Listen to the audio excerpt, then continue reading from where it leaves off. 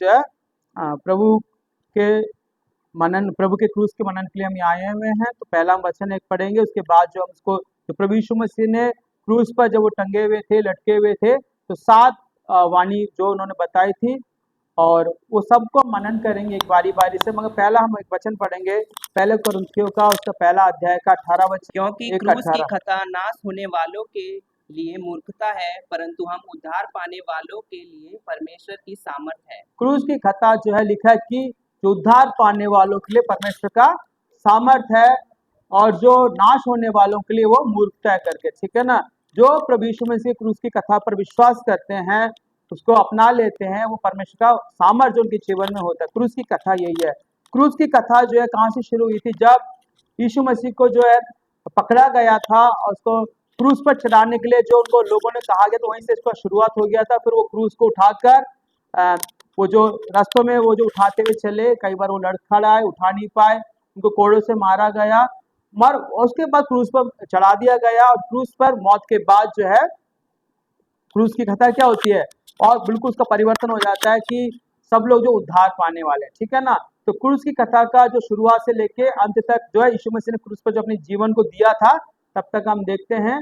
मगर वहीं तक नहीं है, ये हम लोग जो है सिर्फ एक कथा के रूप में हम पढ़ते नहीं है, उसका सामर्थ्य, उसमें अद्भुत काम होता है, क्योंकि हम उद्धार पाने वालों के लिए परमेश्वर का सामर्थ्य करके, इसलिए हम लोग जो है क्रूस की कथा में जो क्रूस में जो यीशु मसीह लटके हुए जो 7 शब्द बता रहे थे, उसको हमें हल्का में नहीं लेना चाहिए। वो क्या करेगा? आज भी अनेक लोगों को जीवन का परिवर्तन करने वाला है। हालेलुया। इसलिए जो आइए हम जो है एक एक वचन करके हम मनन करेंगे। हम पहला वचन जो पहला वाणी जो है लूका में उसका 23वां अध्याय और 34वां वचन हम पढ़ते हैं। तब यीशु ने कहा, हे पिता, इन्हें क्षमा कर, क्योंकि ये जानते नहीं कि क्या कर रहे हैं। बस, तब यीशु ने कहा, हे पिता, इन्हें क्षमा कर, क्योंकि ये नहीं जानते कि क्या कर रहे हैं। तो प्रभु यीशु मसीह ने पहला शब्द क्या कहा कि जो लोगों ने जो उनको क्रूस पर चढ़ाया, उनको मारा, उनको जो बहुत सताया, उनको उनके ऊपर थूका, उनकी दाढ़ी को नोचा, उन पर थप्पड़ मारे, इतना सताव जिन लोगों ने किया था, प्रभु कहता है उन्हें क्षमा कर, हे पिता, इन्हें क्षमा कर करके। हम ये देखते हैं कि ये जो क्षमा करने का जो गुण है प्रभु यीशु मसीह का, सबसे बड़ा जो अनुग्रह और जो उसका जो बड़ा गुण क्या है, तो प्रभु यीशु मसीह हमें क्षमा करता है। हालेलुया। तो क्षमा करने का गुण हमारे अंदर होना चाहिए, क्योंकि क्षमा मांगना आसान है, क्योंकि वो क्षमा मांगने वाला गलती करता है, और क्षमा देने वाला क्या करता है? वो निर्दोष होने के बाद, उसके ऊपर गलती ना होने के बाद भी लोगों को क्षमा करता है। हालेलुया।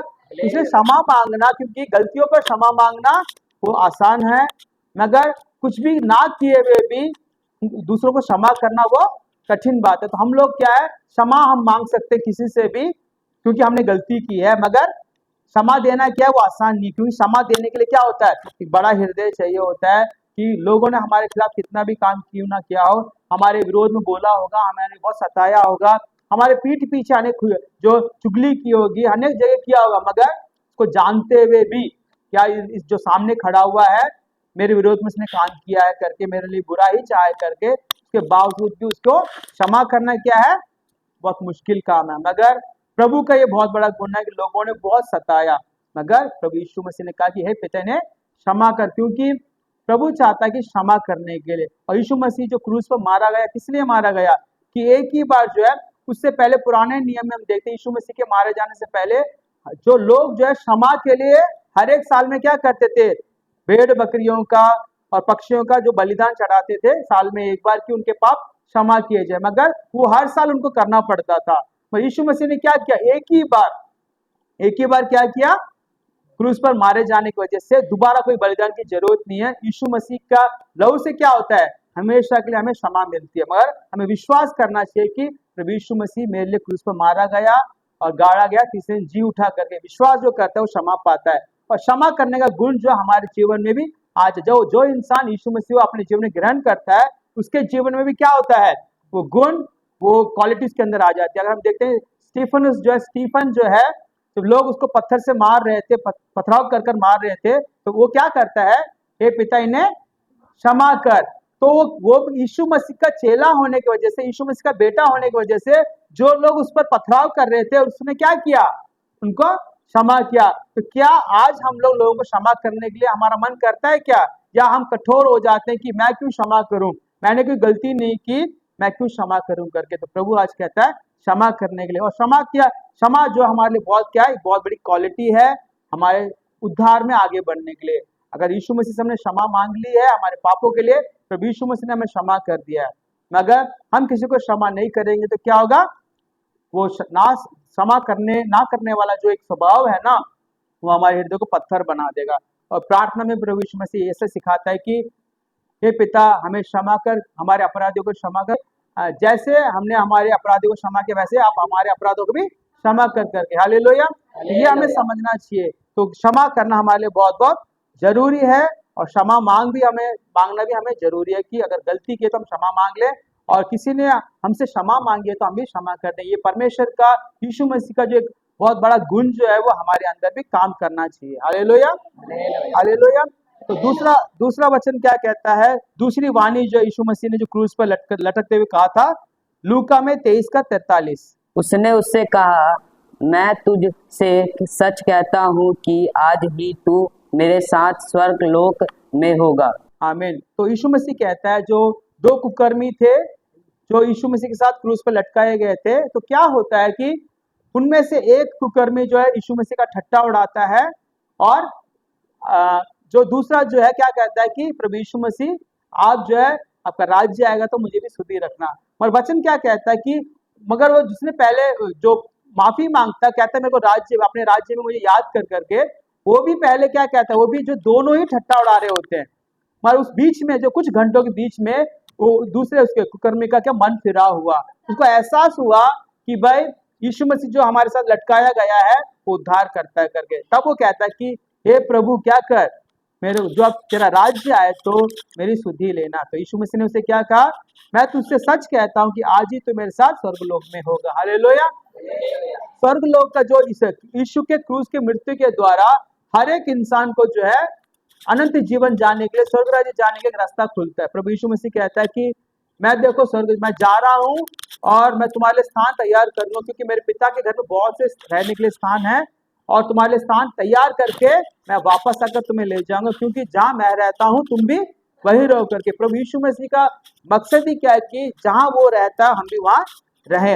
इसलिए जब ये इंसान जो मन फिराता है तो कहता है कि तू आज के दिन मेरे साथ स्वर्गलोक में होगा करके। सिर्फ उसके लिए ही नहीं कहता, क्रूस की मौत जो है हम सबके लिए एक द्वार खोल देती है।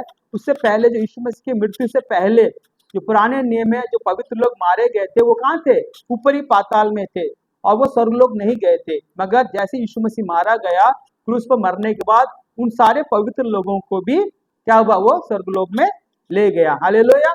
उसके बाद यीशु मसीह के क्रूस के मृत्यु के बाद जितने भी लोग जो इस 2025 साल से जो यीशु मसीह पर विश्वास कर रहे हैं और उसका अनुसरण कर रहे हैं, वो लोग भी क्या करेंगे, यीशु मसीह जब दोबारा आएगा तो जो प्रभु में सो गए, जो मृत्यु हो गई उनकी, वो क्या करेंगे, दोबारा जी उठेंगे, और हम जो लोग हैं रूपांतर होकर प्रभु यीशु मसीह के साथ जाएंगे। इससे क्या पता चलता है कि यीशु के क्रूस की मौत की वजह से ही स्वर्ग राज्य का द्वार खुला है। अगर नहीं होता तो क्या होता, कोई भी स्वर्ग राज्य नहीं जा सकते थे। हालेलुया। तो सिर्फ उसके लिए ही नहीं, प्रभु यीशु मसीह हमसे भी कहता है कि मैं तुझे सच कहता हूं कि तू क्या करेगा, मेरे नाम से तू भी स्वर्गलोक में होगा, अब मैं तुझे लेने आऊंगा करके। आमीन। हालेलुया। उसके बाद जो वचन है, जो तीसरा जो वाणी है प्रभु यीशु मसीह का, यूहन्ना का 19वां अध्याय, यूहन्ना का 19वां अध्याय और 26 और 27। जब यीशु ने अपनी माता और उस चेले को जिससे वह प्रेम रखता था पास खड़े देखा, तो अपनी माता से कहा, हे नारी, देख ये तेरा पुत्र है। तब उसने चेले से कहा, यह तेरी माता है। बस यहाँ क्या कहता है यीशु मसीह, क्या कहता है कि मरियम से देखकर कहता है हे नारी, और ये जो पुत्र है जो यूहन्ना को दिखाकर कहता है कि ये तेरा पुत्र है, और यूहन्ना उसे कहता है कि तू क्या कर, ये तेरी माता। यूहन्ना कौन है, यीशु मसीह का प्रिय चेला है, और वो क्या कहता है कि इन दोनों की जिम्मेदारी क्या कहता है, अपनी माँ की जिम्मेदारी, जो नारी जो है जो सांसारिक रूप से उसकी माँ थी, उसको जिम्मेदारी किसको सौंपता है, उसके प्रिय चेले को। हालेलुया। और हम देखते हैं कि यीशु मसीह, जो मरियम के और भी बेटा और बेटी थे, ठीक है ना, इसे हम वचन में पढ़ते हैं, मगर वो क्या करते हैं, उसके सगे संबंधी होने के बावजूद भी क्या कारण है कि यीशु मसीह जो है उस नारी का और मरियम का जिम्मेदारी अपने प्रिय चेले के पास सौंपता है। वचन क्या कहता है कि हम देखो जो भी हम लोग जो यीशु मसीह में हम उद्धार पाए हुए लोग, हम सब एक परिवार हैं, हम एक लोग, हम प्रभु यीशु मसीह के लहू से शुद्ध किए गए हैं और एक ही बपतिस्मा से हम पिलाए गए हैं, एक ही आत्मा से पिलाए गए और एक ही बपतिस्मा हमने लिया। इसका मतलब क्या है? हम सब यीशु मसीह में हमने जन्म लिया है। तो हम कोई भी हो सकता है, हम क्या कहते हैं, काले गोरे हो सकते हैं, ऊंचे नीचे हो सकते हैं, कोई भी जाति के हो सकते हैं, उच्च जात नीच जात हो सकते हैं, काले गोरे हो सकते हैं, कैसी परिस्थिति भी क्यों ना, हम अमीर हो सकते हैं, कंगाल हो सकते हैं, मगर प्रभु यीशु मसीह में हम सब उसके बेटा और बेटी हैं। अगर हम लोग क्या प्रभु कहना चाहता है कि प्रभु यीशु मसीह में हम सब समान हैं। हालेलुया। कोई भी इंसान अगर प्रभु यीशु मसीह में आने के बाद ऊंच नीच देखता है या अमीरी गरीबी देखता है और दूसरे इंसान को जो है उस वजह से जो है उसको उसकी निगाह में उसको छोटा समझता है, तो कभी भी प्रभु परमेश्वर का बच्चा नहीं हो सकता है। जो प्रभु यीशु मसीह में इससे जन्मा है वो अपने दूसरे लोगों को भी उतना ही प्रेम करेगा। से प्रेम करता हूं, तुम आपस में एक दूसरे से प्रेम रखो। तो अगर प्रभु यीशु मसीह हमसे प्रेम करता है, वो हम जानते हैं वो प्रेम करता है, उसका प्रेम हमारे अंदर है, तो हम भी क्या करेंगे? जैसा प्रभु यीशु मसीह ने हमसे प्रेम किया है ना, दूसरे इंसानों को, कलीसिया में दूसरे भाई बहन को भी हम प्रेम करेंगे। Hallelujah, hallelujah. तो अब चौथा वाणी जो है मत्ती में 27वां अध्याय 46वां वचन पढ़ते हैं। तीसरे पहर के निकट यीशु ने बड़े शब्द से पुकारकर कहा, एली एली लमा शबक्तनी, अर्थात हे मेरे परमेश्वर, तूने मुझे क्यों छोड़ दिया। आमीन। या यीशु मसीह कहता है, हे मेरे परमेश्वर, आपने मुझे क्यों छोड़ दिया। अब यीशु परमेश्वर पिता ने यीशु मसीह को क्यों छोड़ा, उसका कारण कौन था? मैं और आप, हमारे पाप, हमारी गलतियां और मनुष्य जाति के जितने लोगों ने भी गलतियां की थी, उस चीज ने मजबूर किया प्रभु यीशु मसीह को क्रूस पर मारे जाने का और मारे जाने के लिए। और यीशु मसीह क्यों मारा गया? और उसने हमारे पापों का बोझ लेकर, हमारे श्रापों का बोझ लेकर क्रूस पर चढ़ा। इसका मतलब क्या है? उसने हमारे गुनाहों का और हमारे पापों को अपने ऊपर लेने की वजह से वो क्या गिना गया? वो पापी गिना गया, उसके ऊपर पाप रखा गया, तो परमेश्वर पिता उसको देख नहीं पाए। इस वजह से क्या होता है कि प्रभु परमेश्वर ने उसको एक क्षण भर के लिए छोड़ दिया था, तो वो क्षण भर भी प्रभु यीशु मसीह के लिए बहुत भारी पड़ा। वो कहता है कि बड़ी वेदना से कहता है, हे मेरे परमेश्वर, आपने मुझे क्यों छोड़ दिया। इसका मतलब क्या है कि जो पाप है हमें जो परमेश्वर से दूर कर देता है, और वो दुख जो है हमने जो पाप किया था, यीशु मसीह को दुख दे गया। जब भी हम पाप करते हैं, गलतियां करते हैं, तो क्या होता है? परमेश्वर पिता को, प्रभु यीशु मसीह को दुख पहुंचाते हैं। ये हमें ध्यान रखना चाहिए कि मैं गलती ना करूं और मैं पाप जो मेरे पर हावी ना हो सके, मैं क्या करना, यीशु के नाम से इसको दूर भगा देना है। अगर जितनी बार भी हम गलती करेंगे, जितनी बार भी हम क्या करेंगे, गलती करके, पाप करके दोबारा से हम माफी मांगे, तो क्या कहता वचन? हम दोबारा यीशु मसीह को क्रूस पर मारते हैं, और जब मारते हैं तो क्या होता है? वो हमारा पाप उस पर रखा जाता है। तो ये क्षण होता है कि परमेश्वर उसको देख नहीं पाता है। तो ये दुख का कारण जो है, उसकी वेदना का कारण मैं और आप हैं। इसलिए हमेशा उस चीजों को मत कीजिए, या मुझे भी नहीं करना चाहिए कि प्रभु परमेश्वर को जो है दुख पहुंचाए। Hallelujah, hallelujah. तो आइए हम जो 5वें वाणी की ओर चलते हैं, यूहन्ना में 19:28। के बाद यीशु ने यह जानकर कि अब सब पूरा हो चुका, इसीलिए कि पवित्र शास्त्र में जो कहा गया वह पूरा हो, कहा, मैं प्यासा हूँ। तो क्या लिखा है कि प्रभु यीशु मसीह यहाँ क्या कहते हैं? मैं प्यासा हूँ। कहता है कि सारा काम हो गया, तो क्या आखिर में क्या वो कहता है कि मैं प्यासा हूँ। तो प्रभु यीशु मसीह जो है खुद जो है, कौन है वो? जीवन का सोता है और दया का सागर है, प्रेम का सागर है। और वो हमें क्या करता है? वो हमसे प्रेम करता है। वो खुद क्या है? कहता है मैं प्यासा हूँ। तो प्रभु यीशु मसीह के अंदर कौन सी प्यास है? तो खुद जीवन का जल होने की वजह से कहता है, जीवन का सोता जो मुझसे पीता है वो कभी भी प्यासा नहीं होगा। हे प्यासे लोगों, तुम मेरे पास हो, मैं तुम्हें मुफ्त में क्या करूंगा? पानी दूंगा। ठीक है ना? इतना कुछ कहने के बाद भी अगर वो प्यासा है तो क्यों प्यासा है? उसकी प्यास क्या है? कि आत्माओं के लिए प्यास है, जो नाश हो रहे हैं, जो लोग हैं ना, कैसे न कैसे उन्हें बचाया जा सके, वही उसकी प्यास थी। और वो प्यास जो है, हमें सोचना चाहिए कि उस प्रभु यीशु मसीह की प्यास जो है मेरे प्यास में तब्दील हो जाए, वो मेरा प्यास बन जाए। जो प्रभु यीशु मसीह चाहता था कि भाई सारे लोग जो प्रभु यीशु मसीह में उद्धार पाए, उनके पाप क्षमा किए जाए, वो भी प्रभु यीशु मसीह में आए और बचाए जाए, वो प्यास मेरे अंदर और आपके अंदर भी होनी चाहिए। हालेलुया। अगर हम प्रभु के लोग हैं, प्रभु के बच्चे हैं और हमारे अंदर ये प्यास नहीं होगी तो कैसे ये संभव हो सकता है कि प्रभु यीशु मसीह हमारे अंदर कैसे हो सकता है? प्रभु यीशु मसीह अगर हमारे अंदर है तो क्या कहना करना है कि हमें प्रभु यीशु मसीह का सुसमाचार दूसरों को सुनाना ही सुनाना है। पौलुस कहता है कि मुझे जो है दबाव में महसूस करता हूँ, मैं अपने आप में जो है ऐसा महसूस करता हूँ कि मैं प्रभु यीशु मसीह के सुसमाचार को लोगों के पास पहुंचाऊं करके, वो दबाव महसूस करता है। वो जो क्या है, उसको परमेश्वर का प्रेम जो है, यीशु मसीह का प्रेम उसको मजबूर करता है कि दूसरे लोगों को वो क्या करे, सुसमाचार सुनाए। इसका मतलब है कि उसके अंदर प्यास थी कि लोग बचाए जाए। हालेलुया। ऐसे प्यास जो हमारे अंदर भी होना चाहिए, आपके अंदर, मेरे अंदर भी होना चाहिए। आखिरी दिनों में वचन कहता है कि खेत पक चुके हैं और मजदूर थोड़े हैं। ये हमारा फर्ज बनता है कि दूसरे लोगों को भी सुसमाचार सुनाए। ये प्रभु यीशु मसीह का इस तरीके से जो है हम प्रभु यीशु मसीह के प्यास को बुझा सकते हैं। Hallelujah, hallelujah. अब छठवें वाणी के ओर चलते हैं, यूहन्ना का 19:30। जब यीशु ने वह सिरका लिया तो कहा, पूरा हुआ, और सिर झुकाकर प्राण त्याग दिए। वचन कहता है कि वो यीशु मसीह ने क्या किया, वो सिरका लिया और कहा पूरा हुआ।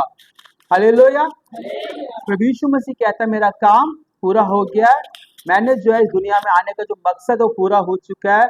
मैं जो है जो इस क्रूस पर मैंने क्या किया है, शैतान के सिर को कुचल डाला है, उसके सिर को कुचल डालकर उसके पास जो अधिकार था मैंने ले लिया, उसका काम पूरा हो चुका है। ये काम जो पिता परमेश्वर की ओर से प्रभु यीशु मसीह को सौंपा गया था, इस दुनिया में आया और इस वजह से क्या हुआ, किसी लिए कि वो काम पूरा किया जा सके, लोगों के उद्धार के लिए उसको वो जो मरे उसका लहू बहाया जाए, शैतान के सिर को कुचल डाला जाए, ये इसका मकसद था, ये इसका काम था, इसकी जिम्मेदारी थी, उसको उसने पूरा किया। ऐसे अनेक प्रकार क्या होता है, हमें भी प्रभु यीशु मसीह अनेक जिम्मेदारियां देता है।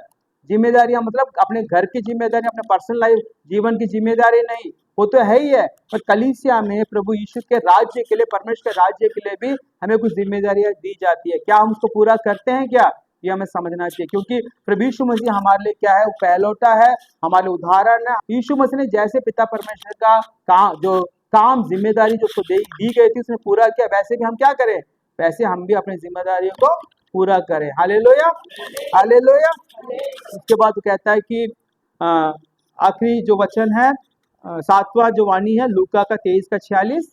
और यीशु ने बड़े शब्द से पुकार कर कहा, हे पिता, मैं अपनी आत्मा तेरे हाथों में सौंपता हूँ। बस प्रभु यीशु मसीह क्या कहता है, हे पिता, मैं अपनी आत्मा को तेरे हाथों में सौंपता हूँ करके। जो अंतिम कार्य है, जो हमारी आत्मा जो है, हम चाहे जिंदा रहें या मृत्यु हमारे जो आ जाए, पर हमारी आत्मा जो है परमेश्वर के पास हमें सौंपने वाला होना चाहिए।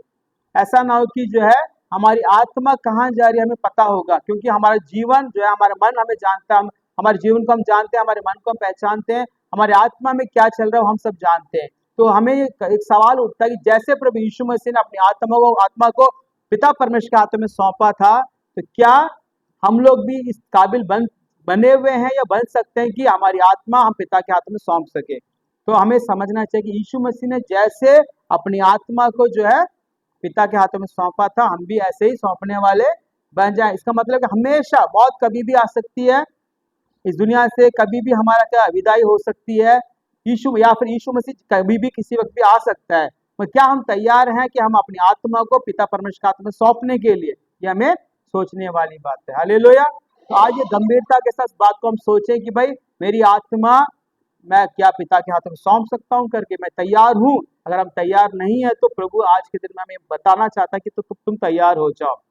समय बहुत निकट है, प्रभु यीशु का आगमन बहुत निकट है, दुनिया में कुछ भी हो सकता है। हालेलुया। इसलिए हम ऐसा बन जाए कि हमारी आत्मा प्रभु के हाथों में सौंपने के लिए। Hallelujah, hallelujah. तो ये 7 वाणी जो है हमारे लिए क्या है, बहुत प्रभु यीशु मसीह जो बहुत कमजोरी समय में जो क्रूस पर लटका हुआ था, ऐसे समय पर जो बोल रहा है, जो 7 वाणी है, मगर ये 7 वाणी जो है हमारे जीवनों को बदलने वाली वाणी है। क्योंकि क्रूस की मौत में ही, क्रूस में ही जो है प्रभु यीशु मसीह ने शैतान के सिर को कुचल डाला, सारे पापों का निवारण किया, उसके सारी कीमत चुकाई। वो क्रूस जो है देखा जाए तो लोगों के निगाह में जो है यीशु मसीह का सबसे कमजोर समय जो है उस क्रूस पर लटकाया जाना है। मगर आत्मिक लोगों के लिए बाइबल के अनुसार जो है वही जो समय है जो प्रभु पर यीशु मसीह के लिए सबसे ताकतवर समय था, क्योंकि उस समय जो उसने बहुत से स्वर्गीय जो कामों को उसने पूरा करना था। Hallelujah, hallelujah. तो ये जो हमेशा इसको हम अपने हृदय में रख ले, ये चीजों को, ताकि वो हमारा जीवन बदले और हम दूसरों के जीवन को बदल सके। आइए हम प्रार्थना करें प्रभु के सामने। हमारे स्वर्गीय आसमानी पिता, हम धन्यवाद देते हैं, स्तुति करते हैं, तारीफ करते हैं सुंदर समय के लिए जो आपने हमें दिया है प्रभु जी। यीशु के नाम से प्रभु जी हालेलुया। आज ये मौका दे कि 7 शब्दों को, 7 वाणी को प्रभु जो आपने क्रूस पर लटकते हुए प्रभु जी उस समय आपने कही थी, उसको हम प्रभु जी को मनन करने पाए प्रभु। धन्यवाद देते हैं इसमें जो प्रभु जी हर एक क्रूस का प्रभु जी हालेलुया सामर्थ जीवन में प्रभु जी बड़ा आशीष लेके आ जाए प्रभु। धन्यवाद देते हैं निश्चय प्रभु जी हालेलुया। आज का दिन प्रभु जी हमारे जीवन के लिए बड़ा बदलाव का दिन हो जाए प्रभु जी। सब कुछ आपके हाथों में समर्पण करते हैं, यीशु के नाम से मांगते हैं, आमीन आमीन।